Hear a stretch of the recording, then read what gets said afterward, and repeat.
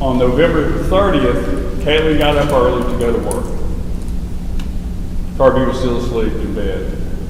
Caitlin got up and she drove her daughter Enola to her friend Bailey Reese's house in Boonville for her to keep while Caitlin was at work. And throughout the afternoon, you'll see that Caitlin and Kirby exchanged text messages. Kirby's last text, the last communication from his phone, was at 6:37 p.m. on November 30th. He had been to Kroger in Corinth, and the last text, he was passing Gino's tire store in Boonville. Caitlin asked him, where is he? He's at Gino's. He's headed home. It's probably about a 10 to 15 minute drive from Gino's in Boonville to Kirby's home on County Road 600.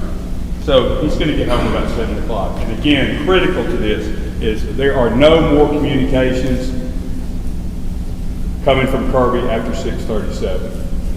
You've got people trying to text him, you've got people trying to call him with no response.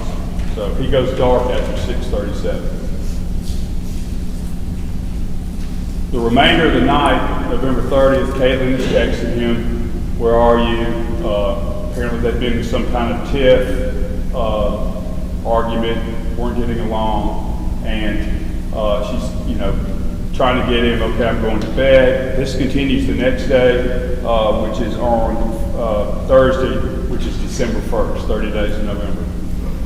Where are you? I need you home, et cetera, et cetera. No response. Again, there's no activity on Kirby's phone. This continues to the 1st and up until 12:30 on the 2nd, which is a Friday.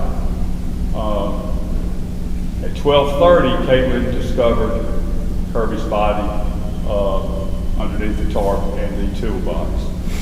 She was on the phone with Maddie Jane, who is Kirby's mother, and she called 911, and the investigation ensued from that point.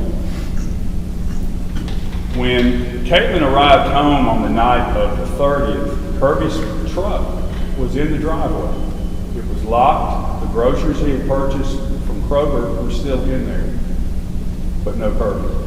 So,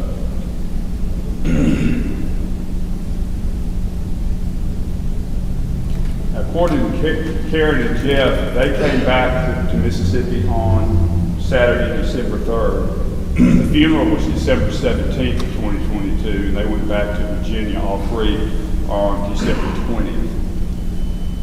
The investigation by the Tippah County Sheriff's Department showed that the security cameras had been disabled. You'll hear evidence about a satchel of money that Kirby commonly carried around, well known, was missing. And the .22 pistol that he commonly carried in his pocket was also missing. Ironically, 1 year later, November 30th of 2023, the Spences were arrested in Virginia by officers from Smith County. They found keys on Mr. Spence to several lock boxes, storage units, etc. And those lock boxes and storage units were searched pursuant to search warrants. And in those lock boxes, we contend, were items that belonged to Kirby Carpenter. Jeff Spence had the motive. Jeff Spence pulled the trigger. Jeff Spence murdered Kirby Carpenter. His defense is he wasn't there. We will prove otherwise. Thank you.